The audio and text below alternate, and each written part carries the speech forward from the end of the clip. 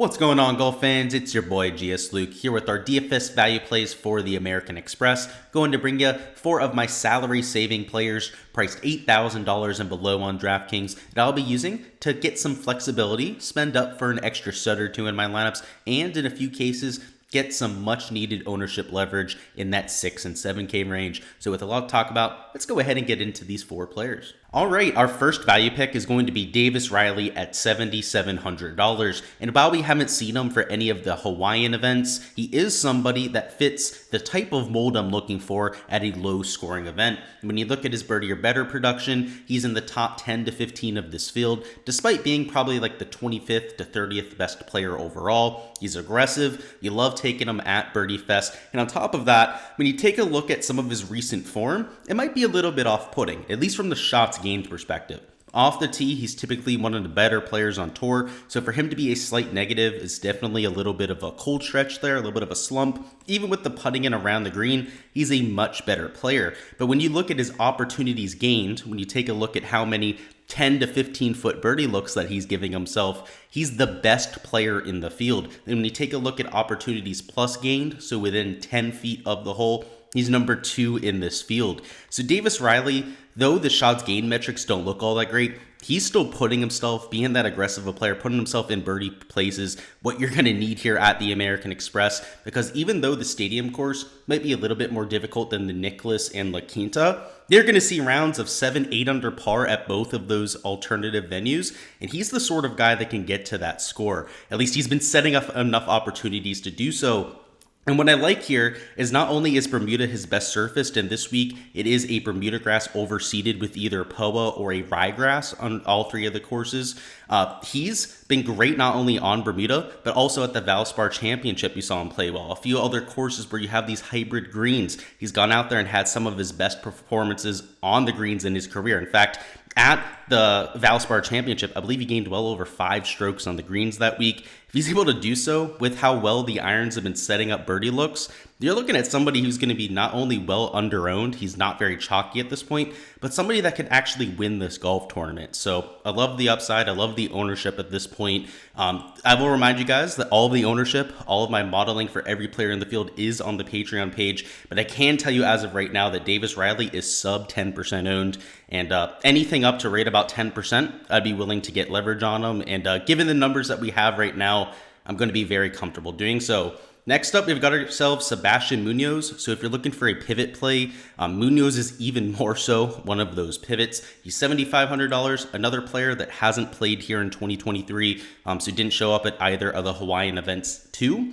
But it's Munoz, another aggressive player. And when you take a look at the shots gained metrics, they're not going to wow you. Kind of a similar story to a Davis Riley. He's out there just slightly gaining with both the ball striking categories. Around the green and puttering, just a slight negative. So you can see he's about as average a player as humanly possible over those last 36 rounds. But much like a Davis Riley, another player that's top 5 in opportunities gained, he's top 15 in opportunities plus gained over the last 36 rounds. So despite it not looking beautiful, not really sticking out in one category or the other, he's gone out there and just had birdie look after birdie look. Another player that can be a little bit streaky with the flat stick. So if he can go out there, channel, a positive week with the putter, he's more than capable of finishing in the top 10. He has that top 5 upside. We know he's got that internal volatility. And if you're playing him on Showdown, I love Sebastian Munoz this week. I mean, no one's going to play him. There's a huge question mark around his form because he hasn't played at either Hawaiian event.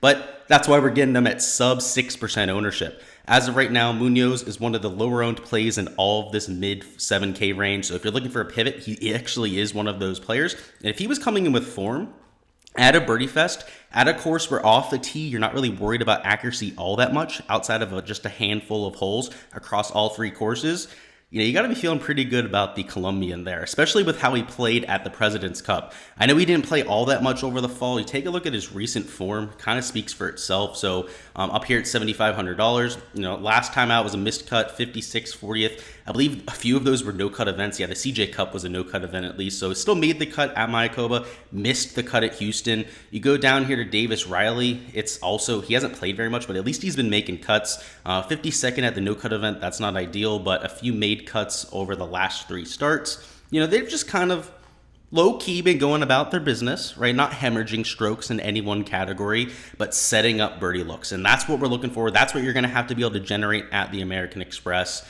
And with the low ownership, I love both of those plays. Next up, a little bit of a higher owned play in Ben Griffin, and a lot of it comes down to the form. I mean, the kid's just been on an absolute tear to start the season. Probably your early front runner, or at least probably your second man in that race in terms of your Rookie of the Year race. Actually, I'm not even sure if Ben Griffin counts as a rookie because he's played a few times on tour before.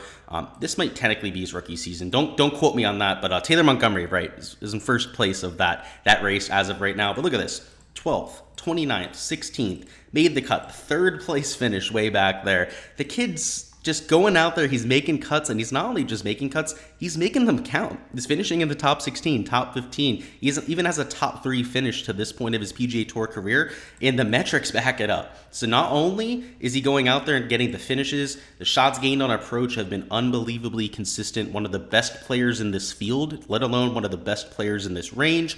Gaining off the tee, slight loser with the putter, which is okay. But over his last 36 rounds, he's also top 5 in opportunities gained. I believe he's top 10 in opportunities plus gained over the last 36 rounds. So Ben Griffin setting up all those birdie looks. Bermuda is his best surface by far. Now, with the hybrid surface, with all of the overseeding that they have going on this week, we're not sure that that's going to stay there, but I like his floor. He's going to be relatively high owned. He's actually right around 9.5% as of right now, which I don't love. But given how good the ball striking's been, I mean, how consistent this recent form has been, I think he's just a much, much better player than this lower 7K range golfer in this field. I mean, in terms of talent level, he's at least as good as a Harris English, a Thomas Dietrich. He's better than a Fowler, Keith Mitchell at this point. You could probably at least put him in that lower 8K range in terms of his price tag, and I think he will be by the mid to end of this year. So at $7,200, a lot of it just comes down to price tag, and I thought he might have been 15 to 20% out. I thought we were going to be looking at a mega chalk Griffin. I mean, the recent results, right? You know, at a certain point, people are going to catch on to how good this kid has been playing. But if it's only going to be 9.5% owned, I'll be well over the field. And the last pick we're going to touch on here, going to be Tyson Alexander. So way down here in terms of price. We had to scroll down there a while, and he's another player that's just mispriced. This is at the very least a 7K range golfer, at least right around $7,200, where Ben Griffin is at. And if you take a look at the recent form, it's another just head scratcher.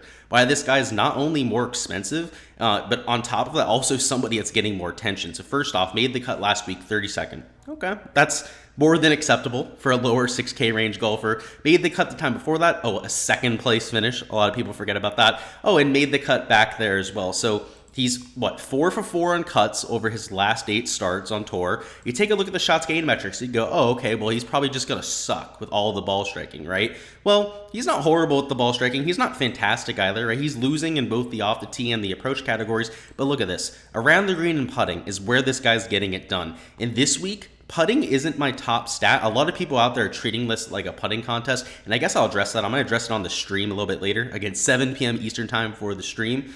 But, you know, John Rahm mentioned that this was a putting contest. The stadium course, that's not really the case at all. Over the years, putting has actually been one of the lower correlated stats to success. It's been a lot more about the approach play, which is pretty much always the case. And then around the green play is a lot more important around the stadium course than it is like for most tour courses. It's like twice as important around the stadium course as it is week to week on tour. He's been pretty damn good around the green. The putter, you know, we're not going to hold that against him. It's still great that he's gone out there and been a solid putter. And he's been extremely volatile with the irons. If you go and look at it from a round-by-round breakdown, he has rounds of losses of 2.5, 3 strokes with the irons where you can tell he's just, you know, completely spinning it across the board, just hoping to get in right around even par. Then he has rounds where he's gaining 2.5 strokes with the irons to the field. So he's volatile. We know that, but he's still been able to make cuts just given how, you know, high a floor he has with those short game stats. I mean, that around the green and putting has just absolutely carried him. And when he goes out there and he finishes in second place, those are the weeks when he's putting it together with the ball striking stats. So, you know, I'm trying to be early on to Tyson Alexander here. I think he's just a better player than the price tag. I mean, you look at the recent form, he's gaining over a stroke per round. I mean, if we want to find a range where you're starting to get those sort of players, right, it's the bottom of the 7K range. We're starting to consistently see guys that are gaining in that same sort of vein. You go up a little bit further is when it really starts to actually get consistent, right, which is the top of the 7K, the lower part of the 8K range. And we're paying $6,400 for this golfer. And by the way, guys, this is over the last 36 rounds. That's 9 events, right? If you're making the cut every time you're going out there, I'm sure, he's had a few missed cuts over that stretch. That's consistent. That's a legitimate sample size, and it's something at this point that I think that we can definitely act on. All right, fellas, that's all I've got for the value picks. Before you hopping out of here, make sure you smash that like button. Also, comment down below your favorite play below $8,000 on the slate. And tonight at 7 p.m. Eastern Time, make sure to stop on by for the live stream. We'll be going through the weather there, all of your live questions, go through our cash plays, the GPP chalk, make a few lineups together. If you guys have any questions for prize picks, we can go through those. We'll go through like 3 or 4 of my top props still on the board at that point. Just getting you ready for everything you need to know throughout the weekend and of course for Thursday's round. So looking forward to it. Make sure you guys stop on by, hit that like button, and if you haven't already subscribed to the channel, first off, what are you waiting for? But make sure you do so you don't miss that stream later on and all of the content for the rest of this year. I'm looking forward to it. The Amex, the best field we've seen in event history at this point. Actually, the second best field we've had for the last 4 months on the PGA Tour. Going way back to the CJ Cup is the last time we had really a comparable field. Let's take advantage of it, right? Let's go out there, make it a profitable one, but also just an enjoyable experience this weekend. Looking forward to it, guys. Best of luck, whether you're playing on DFS or going with the outright market. And let's get this cash.